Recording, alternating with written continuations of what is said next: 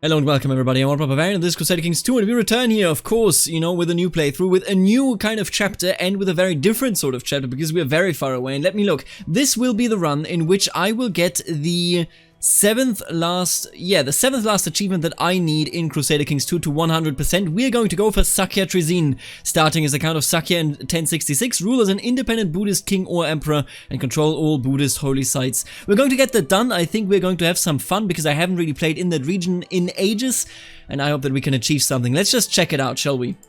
Now, after our adventures over here in Baghdad, we're going to move on. We're going to move on to Khon-Sherab Sultrim of Sakya in 1066, and we're going to try to take over the region, to take over all holy sites of the Buddhist faith. Let me just see here. 1, 2, 3, 4, 5. So, essentially an empire like this one. And we're going to try to do this in, you know, a reasonable time frame. This might very well be the run until 1453. I don't know. We're going to see how it goes. Khon-Sherab Sultrim most certainly will be roleplayed, though. By the way, if you are seeing this game and you're saying, wait a minute, that doesn't look like my game, we are, of course, playing mods, but all those mods are Iron Man friendly. Check the description. You will find the links there.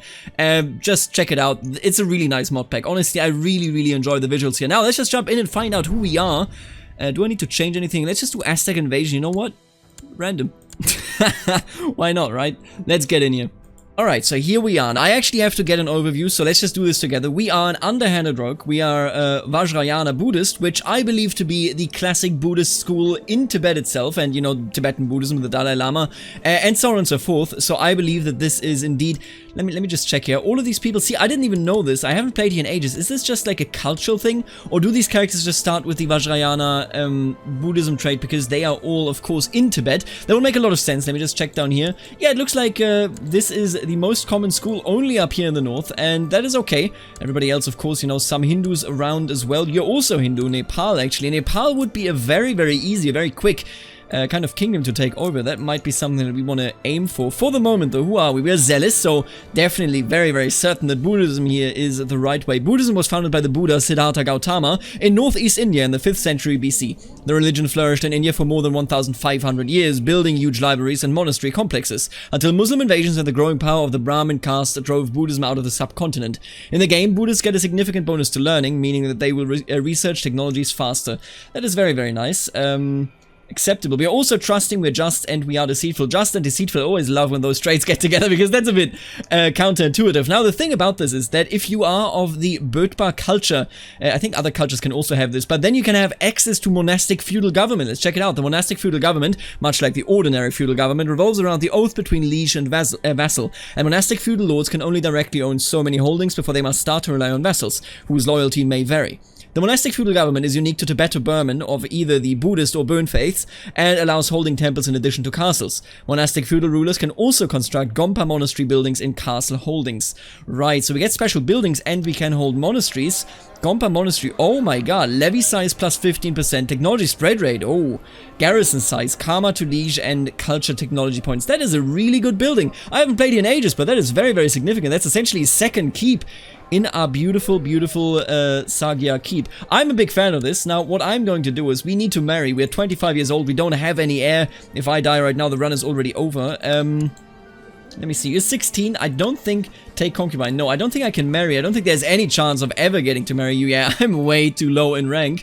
I can't yet create a duchy. So, you know what? Let's just... focus on... You know what? I am indeed oriented towards the faith. So, let's just become a paragon of enlightenment. I will also go on, actually just, you know, let's just study theology. This character will be very dedicated to the Buddhist faith, but of course, this doesn't really end my ideas. Let me just search for a wife and I'll be right back. So we're going to pick a very interesting marriage because it is quite far away. I thought about a marriage with someone in the realm of Pala, which is, you know, one of the Indian or, well, slash Bangladesh, I guess. Indian Bangladesh regions that actually has a Buddhist kingdom, as you can see right here. But they are Mahayana Buddhists, you know, I mean, they're not that far away from us. What are you actually? That's a good question. They are Vajrayana. So I think this makes a lot of sense. I'm going to marry Paksin Idikut. You know, direct daughter of Duke Asalup. That is a very strong ally. Now, whether that will actually aid us, of course, is a bit of a different topic there. But I'm going to marry her, and then I'm also going to take concubines, so that as soon as possible, I will be able to have an heir. And I think that's just what we're going to do here for the moment. I am not that... Ooh, really? I just need karma for that. Wow, that is actually... That's huge. That's subjugation. I mean, that is just incredible. Okay, good to know. We have very, very strong CBs, I gotta tell you. Of course, the border disputes, but that costs us a lot of karma and gold. But my god, these subjugations. Okay, good to know. Seems quite powerful here. As of right now, I think we just gotta get married, we gotta get some children, and then we'll move on. And look at that, that is very interesting. Is this a historical person? Kon Konchok Gyalpo. Oh, and Kon is not actually our title. I was very misinformed there. Kon is our family, I just didn't look at that. But our brother is a monk. How did that happen? Is that a historical thing? He also has claims on our titles, of course. Interesting, very, very interesting. I wonder, you know, who he historically was, Kon Konchok Gyalpo. But I will probably look that up in between episodes. And look at that, our concubine is already pregnant. We are plundering. Things are beautiful. There we go, we already have a son, Kon Sotri. Sotri is a good name, I can definitely live with that. He is a sickly child, that is sad. And he is a child of a concubine. Rinchen, why did you give me a sickly child? He better live or else I will... I mean, it's not divorce, but I will get rid of you. Let me tell you straight up. There are many mysteries in the Buddhist faith. It might be interesting to spend some time delving into the old texts of the Buddha Havakana. I will dedicate more time to reading the scriptures. Yes, absolutely. I need to learn how to reach nirvana. Although I suppose conquering and taking loot is not exactly bringing me any closer. In the past few months, you have been spending many nights reading the Buddha Vakana. The texts contain many items of wisdom and also give hints to the most important mysteries of the perfected ones. These sacred texts illuminate me. Man, honestly, it's pretty neat to play in a region that we haven't played in ages. I can't wait until they extend this region. There's a part of Kham here that is historically, of course, Tibetan culture and ethnicity. Part of that is missing over here, as well as, of course, Mongolia itself. And I'm very, very interested to actually see that. And you know what? I never actually noticed. Oh my god, Lake Baikal is here. It's just completely distorted. This doesn't look like Mongolia at all, but it actually... Damn, I did never spot Lake Baikal on this map, I'll be honest with you. Today is the day where I find out so many things about things that I had no idea about. I think with the money that I just got, I will either... Oh, go on a pilgrimage, hell yeah. Go on a pilgrimage to one of the holy places of India, absolutely. I shall do a pilgrimage to one of the holy sites of the Buddhist faith, seeking enlightenment and purification. I will start making travel plans.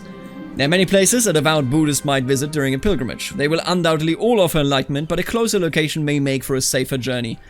To Sarnath, where the Sangha was born. I will go to Bodh Gaya, where Buddha achieved enlightenment, or I will go to the monasteries of Sanchi. You know what? Why don't we go to Bodh Gaya? Maybe we will also achieve enlightenment right there by accident. My preparations are all done, and it is now time to begin my pilgrimage for Bodh Gaya, the sacred Bodhi tree under which Buddha became enlightened. Interesting. I don't know too much, I must admit. You know, I don't remember too much from my high school years of learning about Buddhism, but that's pretty interesting. Very, very cool. Since this journey began, I have come to pass through many cities and villages. Few have been as poor as the settlement that now lies before us. Men, women, and children live in such poverty that it is hard to see how they can endure, and yet, these are some of the happiest people I have ever come across. I can learn much from this village. Oh yeah.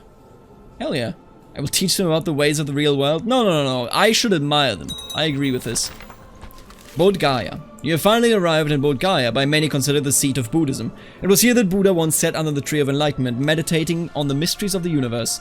Over the centuries, rulers and influentials both in India and further away have contributed to a great number of temples, monasteries, and shrines at the post. To this day, the monks of Bodh Gaya have kept a giant Bodhi tree alive here, a huge pipe right next to the diamond throne that a ruler of another age built to commemorate the event. As you approach the blue-tiled walls of the massive Mahabodhi temple, you reflect on how different this site must be from when Buddha himself came here. At that point, he was not unlike yourself, a simple ascetic seeking enlightenment. I too seek to be enlightened, absolutely. There are people here from every corner of the world. Though we are united in reverence of this holy place, their languages, clothes, and even the people themselves seem exotic and different. Meeting and conversing with strangers is in itself an experience that will impact me more than the religious aspects of this pilgrimage itself. I must talk to them all, or I must observe and learn about the people of this world. Why does this give me gregarious? This sounds like the gregarious option, but I would really like some learning. I know the no effect is 70%, but I think learning, we got no effect. Unlucky. It would have been really nice. I'm home at last after my journey. I have learned new things, experienced the greatness of the faith, and met with interesting people. While it is good to be home, I'm confident that I will always remember the trip very fondly. I'm now Pilgrim, and I have gained 30 karma. Very cool. And would you look at that? The Queen of Utsang is gone. She has passed away. How did she die? Died frothing at the mouth. Oh god. Rabies. That is a terrible way to go. And now there is a very, very horrible person in charge. I mean, just look at this fella. He is a slothful and proud man. That is not someone that should rule over fellow Buddhists. I would love to take over his land. Now, as of right now, I can't really do anything about that, but I will definitely keep my eye on him. And oh wow, our father-in-law died frothing at the mouth as well. What is wrong with everybody in this game? I swear to God. Now, Duke Turtoyul, I hope that we can cooperate, and I hope that you will aid me when it comes to striking down Uzang. He's an erudite, despite only being 10 years old. He knows a lot about the faith, and I think he will know that, I mean, without a doubt, I'm the better Buddhist, and I deserve to rule over this region. If we take over Uzang, that would be tremendous. Alternatively, we could look towards Guga, but he's an erudite. I don't think I would like to go against Gyalpo Gyalchechen Tsar Tsaid of Guga. I don't think that is something that I really want to do. Hello there, my friend. I would like to subjugate Uzang. Hell yeah. There you go. Let's do it. Kocho, of course, will aid us. Now, how successful they will be aiding us, I don't know yet. He's being raided, but that's okay. He has 2k troops. I can hire some mercenaries, and I will, of course, hire some mercenaries, but this can be a difficult fight. It could be a difficult fight, I should say. It might not be. It might be very, very easy. I am not quite decided yet on that. You know what? We're going to hire the Phoenix Company. That is an amazing company. Oh, the Chilean Company. Why are you so cheap? Oh, you have so many heavy infantry. You know what? No, we're gonna go with the Phoenix Company. I'm gonna risk it a bit. I don't have that much time here, you know, in terms of like actually fighting, but I think we are going to use our time wisely, making it so that I don't need to hire this company for too long. Ah, there you go. We can finally marry Pexin Idikut, our, you know, primary wife. And look at that. She's good. She's an erudite. She's shrewd. She's slothful and patient. I mean, slothful isn't amazing, but that is pretty good. I would definitely love for that to continue. Now, my question is, we are in Gavelkind, but we're not an elective Gavelkind. We don't seem to have a special succession law. Okay, interesting. I was thinking maybe there was some heir designation possible here, but I'm not actually quite sure. Oh no, can designate any valid offspring as the heir. Oh my god, this is so strong. How did I never play in this region? This is so strong. If I get a child with Pex and Idikut, then that child, of course, you know, deserves to be in charge instead of the concubine child. I would also, you know what? People respect wealth. Absolutely. There you go, we baited them to fight us in the mountains. Only 1.5k, of course, initially here, but we are going to reinforce. And that victory should pretty much already seal the fate of our opponents. You know, whether it actually does is something else, but let's just watch it. Yeah, there you go. Wow, we actually also rolled amazing tactics. This was devastating for them, no doubt about it. I don't know who that lady is, so sure, I'll accept that. And now's the time that we just, you know, keep striking them down. So let's move into them here, and, you know, sooner rather than later, we'll be able to dissolve our troops. Where are my friends? Are you not raising your troops? Excuse me. Oh, there they are. Wow, they're actually going the long way around. That's okay. You can figure it out eventually. I believe in you. Let's destroy their forces. And there you go. We did it. I am in debt, but, you know, everything worked out just fine. I baited them into, you know, a couple of small skirmishes after the major first engagements, and we won them. And now we are here. Look at that. I'm the king of Uzang. Gyalpo Kon Sherab Zultrum of Uzang. Man, this was a decent chunk easier than I thought it would be. Now, let's take a look at all of our vassals. All of our vassals, honestly, are quite happy with us, except, of course, the person that we just pushed off of the throne. But you know, that's fine. I think they can hold on the way they are. Now, we do have some other people here. Isn't that still Uzang or is that Kham? No, that is Kham. Okay, good to know. We're now in a position where we have a bit of a budget deficit. I could create the Kingdom of Kham if I had the money. It might be a good option, actually, looking at this. And we're a king. My god, was this fast? Oh, absolutely. Look at this. Uzang, very, very nice. I mean, we can definitely, like, work with this. When it comes to the actual holy sites that we need to take control of, we, of course, hold 0 as of right now. We need to push further south in particular, and then also into the west over here. So let's just get going. Honestly, when I read about this achievement, people did not mention just how powerful this character really is. I mean, look at us. We are tearing through them. It is incredible. And you will also be educated in faith, much like it should be. Now, who did win over here? Oh, look at that. It's a big William. A big William the Conqueror. And, I mean, my god, he took a couple of counties over here. I assume that before he conquered it, the King of France actually named him the Duke of Picardy as well. So that is now out of the hands of France as well. That's a pain for you, France, not for anybody else, of course. Beyond that, the borders look quite normal. Seljuks won their war over here, and everything else appears to be in order. Very nice. So with everything going on, I thought about it. Currently, there is a conspiracy going on by Rinchen, my concubine, to murder my brother. My brother that I love. I mean, there's nothing wrong with him, you know, he's a good fella. And I, of course, cannot appreciate that. This is unacceptable. So first things first, I'm going to try, and I did indeed imprison her. Now, she did give us 2 sons. That is quite nice for you, Rinchen, you know, but at the end of the day, I will now set you aside, for you are no longer pleasing me in my habits, and I will make sure that this can never again be attempted. My brother, I will actually send you to China. Not as a punishment, but because I believe that maybe you will be safer over there. Because over here, you're definitely not safe. And coincidentally, I will also use this opportunity to go on and request a peace deal with the Zhao dynasty in China. The Protector General of the illustrious Emperor addresses a letter to the eminent Gyalpo of the Kingdom of Yuuzhan, heaven's blessing upon thee. The heavenly Zhao Zhongji, Emperor Jinzong of the Song Empire, has decided that there shall be no war and strife between our two nations. His infinite mercy and wisdom is an inspiration to us all. Yeah, if you say so, then that must be correct, right? I've been hanging out for a while here. I've just, kind of stabilized the realm, and I have studied the book the entire time. Gyalpo Kom Sherab Tsultrim of Yuuzhan is a pretty good fella. I hope that carries on. And oh no, the Kingdom of Guge, which was under a very, very educated fella, and he still exists, I guess. Gyalpo Pulgal Chechen Crusader is now still over here. He lives mostly, in Xinjiang. But the way this works out for us is that he was pushed out by Purang, by, I assume, a local populist uprising, a popular uprising, demanding that Bern be reinstituted, and that is, honestly, that is quite unacceptable. I'm looking at this, and I'm thinking about what would Gyalpo Kon Sherab Tsultrim do? If I declare the war here for the Bern goal, he will definitely get some support, I assume, from Gyalpo Dzongkha. I think I'm still going to do it. Now, they are tribal, meaning that they will be able to call some people in, but none of these are tribal, so they won't actually answer. Like, there are no calls to be made here. I'm going to declare a holy war. I could go for a forced vassalization. I think that would be easier at the end of the day, but I do not desire any Bern people under my rule. And if you look at this, all of these are freshly instituted Bern rulers. They need to be pushed out, because this region, of course, is Buddhist. So I will do my due diligence. Gyalpo Kera Dunama. I, looked at the kind of situation here, and I think that we can do this. I think we can put this, I think we can put you out of your misery, I should say. So let's get to it, shall we? And I think here comes the big battle of the war. We're going to catch them off guard in the desert. So this is desert, this is not actually mountains, making it quite easy for us, I think, to overcome them. And by the way, this is definitely not the right GFX, but that's okay. Let's do this. Let's get this done. Let's kick some ass, shall we? Yep, there you go.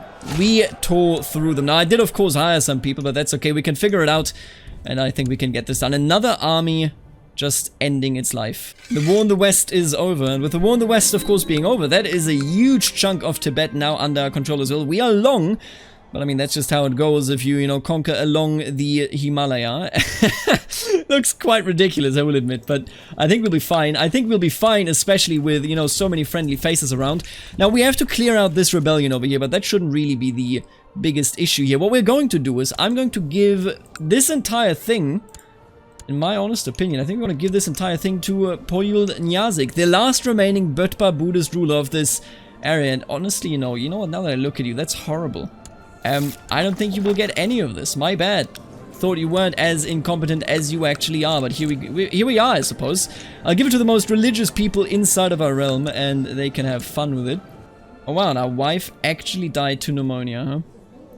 We still have dysentery. This isn't over yet. You know what? I don't think I'm going to remarry her. We have a good son, a 2-year-old son, and I will always treasure him despite him being so damn ugly. There you go. The revolt is over. That was, of course, a fairly quick victory. And with that, we have established our rule. We have established that we are, the rightful rulers, of course. And, ooh, wow. Look at that. We're no longer just long. Now we are also thick. Very, very nice. And isn't that finally a fitting nickname? Thank you so much, game. This character is now known as the Wise, and wise he is. I mean, he has done so many things to unify the, Buddhist people of Tibet here, to unify the actual Vajrayana Buddhist faith. I mean, at this point, aren't we, besides, oh no, you're not even Vajrayana. You're Vajrayana, of course, but like, we have unified most of the actual Vajrayana Buddhist faithful, so I think we are the kind of territory with that faith. We are, kind of its spiritual and secular head, although, of course, not really spiritual. That's not how that works. Well, that's pretty neat, and look at that. Buddhism is safe, although we haven't contributed at all to that being the case, but, that's okay. My god, we have grown 1091, and we're already quite sizable. We're doing very, very well. The rest of the world is under the yoke of the Kumanians, I guess. We also still have a very strong independent song. What the hell happened here? We have a Count Robert of Saint Independent. A Mega Leon, that is quite nice to see. A Mega HRE, my god, 1066. I haven't played at this start date in such a long time. They appear to always go Mega. Now either way, the world still looks somewhat normal. Very strong Seljuks. They actually took out Georgia entirely. The Ghaznavids also holding on. I hope that this world still holds a lot for us to conquer, a lot for us to do. And I will definitely see you in the next episode. And with that, we come to the end of the first episode of Sakya Trizin. Let's see how this goes. Let's see how goddamn powerful the characters over here in the east of the map are. For the moment, I would like to thank the members of the channel that are making videos such as this one possible, namely the Barons, Emma Mello, Thomas, Lachlan, Mitchell, MFV, Florian, Dan, the Murcielago, Jacob, Rex Romanorum, and Falling Phoenix. I still have to get used to all of the names, but thank you all for becoming members. Then, of course, also the Counts, Shifty, Wombat, and Kazen, and last but not least, the absolutely beautiful Dukes, Suspicious Duck, Nathan, Jack, Kenneth, Lexo, Eric, and Aiden.